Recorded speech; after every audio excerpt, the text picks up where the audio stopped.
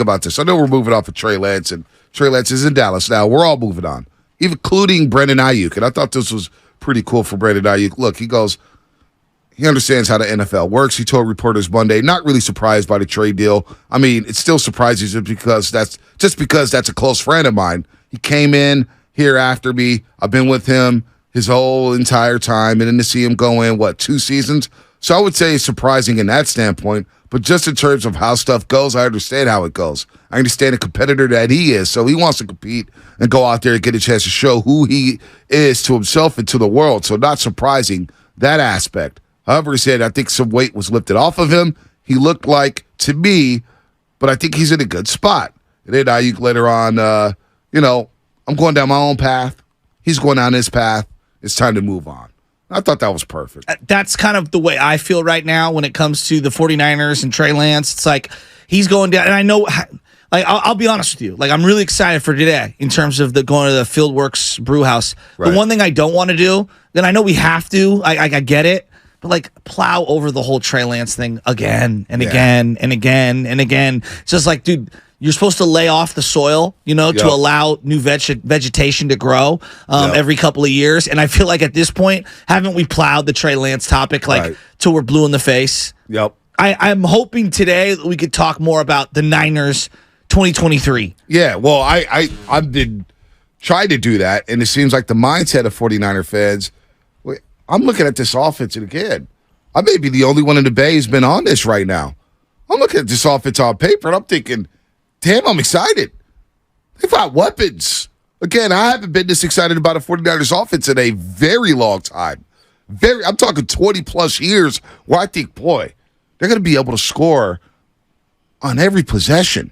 Now, it's not going to happen every possession, right? That doesn't happen in the world of sports. You're going to have to punt. Rookie mode. You're going to miss some field goals. You're going to throw some picks. You're going to have some fumbles.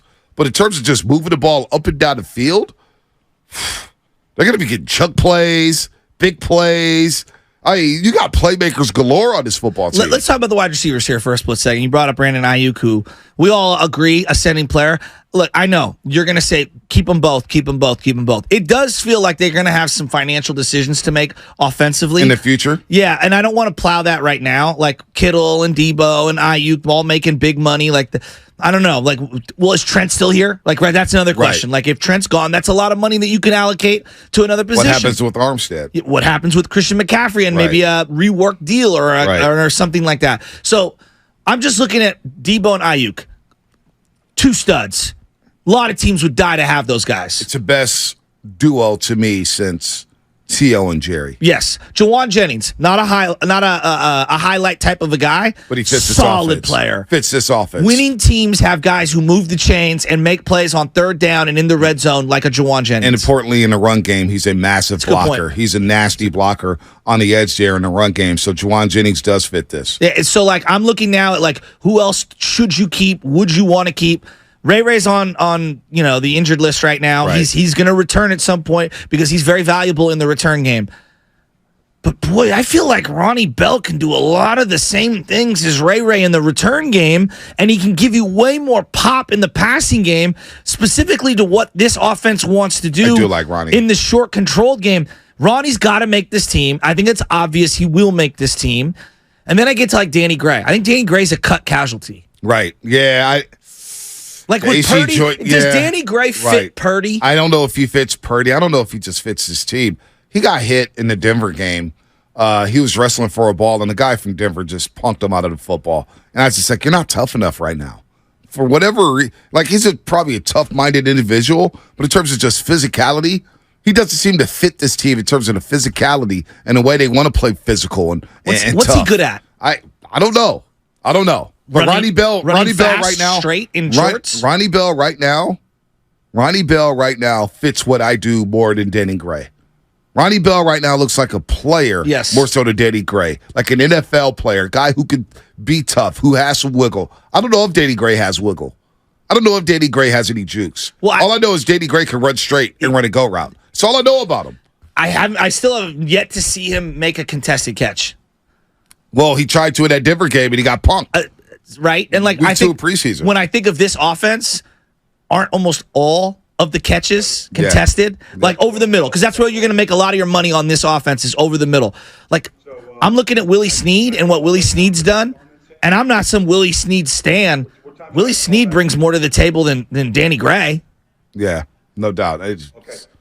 What is going on? Oh, that's Baldy. That's Baldy right there. There we go. There we go. You know what? Let's get to TC and Sack real quick before the break. TC, what's happening?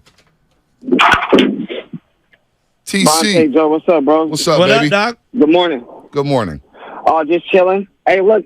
So, as far as this is Lance is going to be. I wish him the best, bro. You know what I'm saying? But about the situation is what we have to understand is this isn't going to go away just a sweep under the rug. You get what I'm saying? Because it's sports, and then it's human, and then it's like human life, bro. You get what I'm saying? And I know it's about, hey, you got the money, you did this and that, but it's bigger than that. And a lot of this fan base realized that, bro, that like Kyle and John really screwed this up.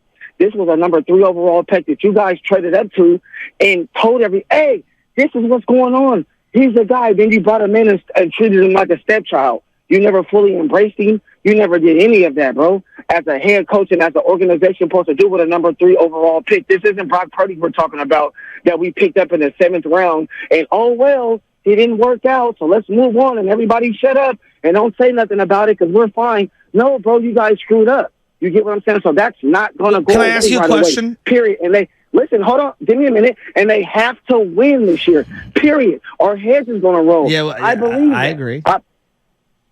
I believe that they have to win it all, bro. This was a screw up. This wasn't no 6th or 7th round, bro. This was a 3rd overall pick, a franchise quarterback that you guys said this was the guy. Well, they screwed up. Like, they screwed up on Buckner. Like, we can all agree. Like, they screwed up on the Buckner-Kinlaw trade. Even though it's more nuanced than that, you kept Jimmy Ward and Eric Armstead. I think the majority of people think that they whiffed massively on that. And no one says a peep because they keep winning. Yep. And that's all it's about. And I hate to be so simplistic about it, but Trey Lance is irrelevant if Brock Purdy's really good, or even if Sam Darnold steps in and is really good. If they continue to win games, we won't talk about Trey Lance. They can overcome it. No doubt. If they start to lose games more than they win games, now it becomes a narrative. Now it becomes a bigger topic. No doubt about it. Per Diana Rossini of The Athletic now, no longer ESPN. Teams currently making calls around the league looking for opportunities to trade for kickers. The Rams, the Lions, the Titans, the Broncos, and the 49ers.